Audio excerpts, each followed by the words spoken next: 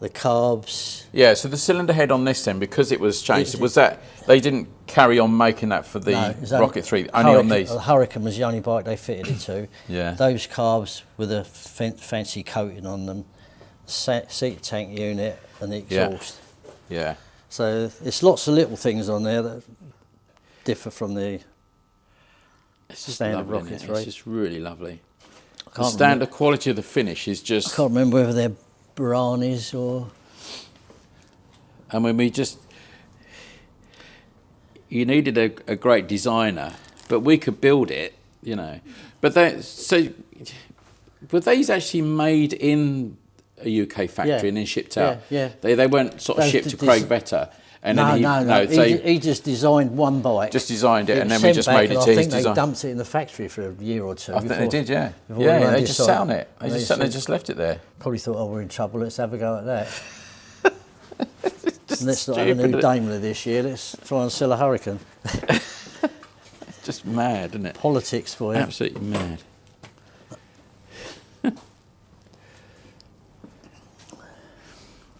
So these are oil cooled, aren't they? It's just got an oil cooler on it. Yeah. All the Tridents and Rocket 3s had those. Yeah. I mean, it's a big lump of an engine, isn't it? Yeah, it's heavy old lump. When you take it out and try and carry it on your own, it's heavy. Yeah. Yeah, that's a flipping solid sprocket, isn't it? Yeah. That's a bit of kit, isn't it? On there. It's just all the little detail I love. I just love all the little bits and pieces on it. Yeah. I have seen these, I suppose that moulding, I've seen those for sale. Yeah, you can fit one on Bonneville. Yeah, they can. I've got one or two. One guy comes here, I think, I don't know whether he works for McLaren or Ferrari. Yeah.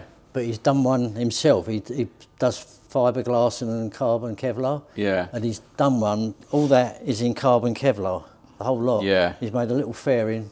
Yeah. He's just left it in carbon, and it looks stunning looking thing. Interesting, yeah. But an interesting project, Yeah, wasn't it? when I said to him, how much do you charge to do that? He went, you don't want to know. Yeah, I bet. Yeah. So how many miles has this done? So this has done 15,000. 15,000 miles, yeah. They must have been 15 very cool miles. Yeah, Americans don't do any miles anyway. Don't know why. I think they just go to the local bar, have a pint, and go back. We only go to the local Starbucks, don't we, really, these days? But yeah, that's beautiful. Oh well, I said we show the Hurricane. It is definitely my favourite bike. I'm gonna be really cheeky, Dave. I'm gonna sit on it. I mean, you feel like the Fonz or I don't know. Is it the Fonz or James Dean? Isn't it? It's just like the actual Steve McQueen. Just where you are. It's just that everything's perfect, isn't it? It just puts you where you think you are. You know, not where you are, but you think you are going to be cruising down the highway in California on it. But it's such an American bike, isn't it? Yeah. It really is just an American bike when you look at it. You know, it's amazing. And you can't imagine why you can imagine why they didn't sell in the UK at the time, because we didn't have that sort of imagination. But yeah, the Americans could see it. Fantastic. The price of these things is... Yeah, so I mean the prices now are quite, but they're not astronomical, are they? But no. What are you looking at for a bike? Are they 25,000 now? Yeah. Yeah. But because of what's going on here at the moment, if someone made a decent offer, they could probably have it. Yeah. Well, you know where it is, everybody. You come down and try your arm with Dave. He's sitting here. I mean, you'll never find another one. You're not going to see another one, are you? You're not going to be at traffic lights and someone's going to come out next to you, are they? Yeah. Yeah, you're never going to...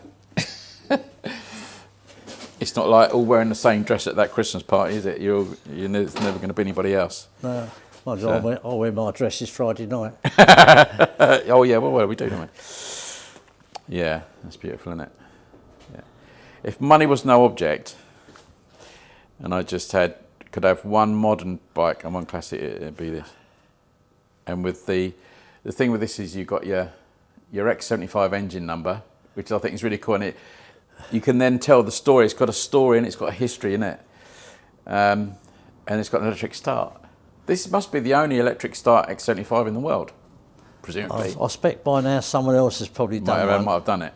Yeah. There won't be many. No. Well, No. it starts easy on the kickstart. It's just at my young, tender age of whatever it is. Oh, geez, I struggle to kick that bloody thing over. Yeah. I had people commenting on the Tiger Knight and say, you need to get some more exercise, you're struggling to kick that over. But, yeah. Right. You've got pictures of it on the wall. Yeah, you are. That's it. Cool. Right, we'll leave it. We'll come back and do another video of maybe another bike here. There's a Triton, which is really interesting, and we might do something about another day, but that's another. We're going to try and do a collector's corner session each, about every couple of months or something. We'll find a bike to look at. But right, we'll keep up to date with other bits, but thanks for watching. Right, say goodbye, Dave. Goodbye, Dave. All right, see you again soon, everybody. Take care.